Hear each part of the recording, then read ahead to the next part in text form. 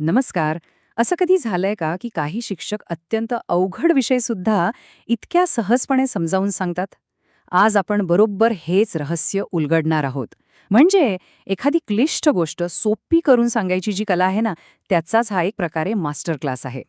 जरा विचार करा. एखादी गोष्ट जी दिसत नाही, जिला हात लावता येत नाही, ती समजावून कशी सांगणार? जसं की प्रोग्रामिंगमधले फंक्शन्स किंवा विज्ञानातलं गुरुत्वाकर्षण. कठीण आहे नाही का? तर आज आपण नेमका ह्याच आव्हानाबद्दल बोलणार आहोत. तर आपला पहिला भाग आहे शिकवण्याचं आव्हान.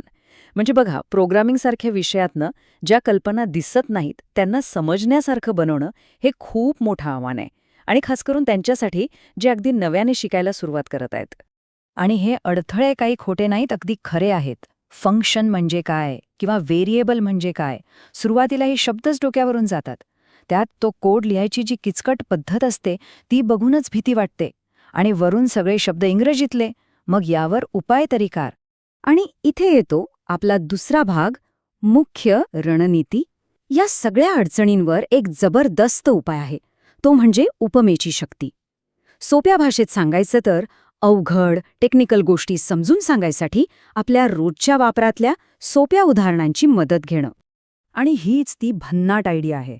विचार एकदम साधा आहे, पण कमालीचा प्रभावी. जावास्क्रिप्टमधलं फंक्शन ही अवघड गोष्ट विसरून जा.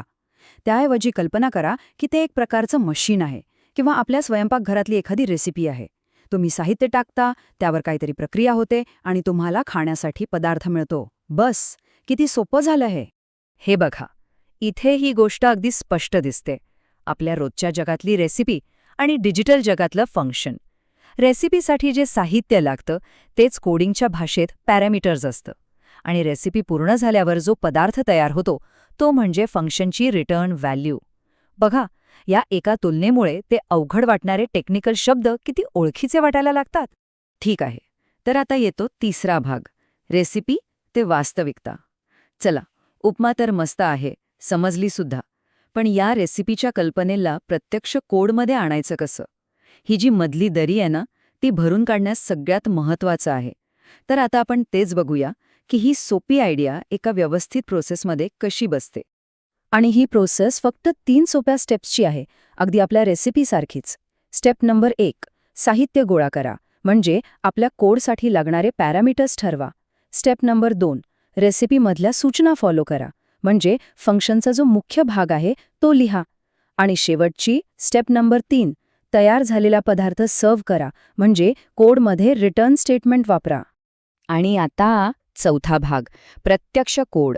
हा तो क्षण आहे जिथे ही सगळी तयारी, ही सगळी आयडिया एकत्र येते. आणि जेव्हा या सोप्या रेसिपीमधनं खराखुरा कोड तयार होतो ना, तेव्हा तो जो एक आहा मोमेंट असतो ना, तोच खरा शिकण्याचा आनंद आहे. हे बघा, किती सोप्पा आणि सरळ कोड आहे हा. हे फंक्शन काय करतंय तर 2 नंबर्स घेतेय, जे आपलं साहित्य आहे, त्यांची बेरीज करते. ही झाली आपली प्रक्रिया. आणि जो निकाल येतोय तो परत देते. हा झाला आपला तयार पदार्थ. बघितलं, रेसिपीच्या पद्धतीने विचार केल्यावर कोड लिहिण्याची भीतीच मनात राहत नाही. आणि आता शेवटचा 5वा भाग, शिकण्यासाठी एक ब्लूप्रिंट. तर ही पद्धत इतकी का चालते? याचं कारण म्हणजे हा फक्त कोड शिकवण्याचा एक मार्ग नाहीये. नाही, ही तर कुठलीही अवघड गोष्ट सोपी करून सांगण्यासाठीची एक जबरदस्त ब्लूप्रिंट आहे. एक तयार फॉर्म्युलाच आहे म्हणा ना. तर मग कोणत्याही अवघड विषयाला सोपं करण्याचं रहस्य काय? ते या 4 मुद्द्यांमध्ये आहे. सुरुवात अशी करा की लक्ष वेधलं जाईल. मग आपल्या ओळखीची, रोजच्या जगण्यातली एखादी सोपी उपमा वापरा. त्यानंतर एक खरंखुरं करून दाखवता येईल असं उदाहरण द्या. आणि सगळ्यात महत्त्वाचं, शिकवताना आपला सूर मैत्रीपूर्ण आणि उत्साही ठेवा.